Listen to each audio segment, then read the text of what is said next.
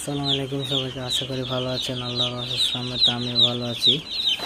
এখানে দেখতে পাচ্ছেন আপনার 200 পিস ব্রয়লার মুরগির বাচ্চা, এবং এই 200 পিস ব্রয়লার মুরগিতে কত টাকা লাভ হলো এবং কয়টা মুরগি মারা গেল, এবং এই ব্রয়লার মুরগিতে আপনার কী পরিমাণ লাভ করা সম্ভব, এই চ্যানেলটিতে সবগুলো ভিডিও আপলোড দেওয়া হবে।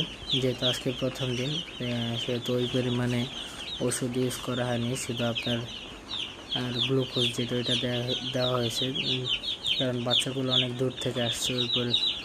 ওই ক্ষেত্রে শুধু গ্লুকোজের পানি দেওয়া হয়েছে, যারা একটু সুস্থ সবল আছে, তারপরে যাতে শরীরে একটু এনার্জি পায়, ওই কারণে শুধু গ্লুকোজের পানিটা ইউজ করা হয়েছে। দেখতে পাচ্ছেন সবগুলো বাচ্চা আলহামদুলিল্লাহ মোটামুটি সুস্থ সবল আছে। আর যেহেতু এখন দিনের বেলা এমনি তাপমাত্রা আপনার 37-38 ডিগ্রি বা 36 ডিগ্রি, ওই ক্ষেত্রে আপনার লাইটের প্রয়োজন নেই।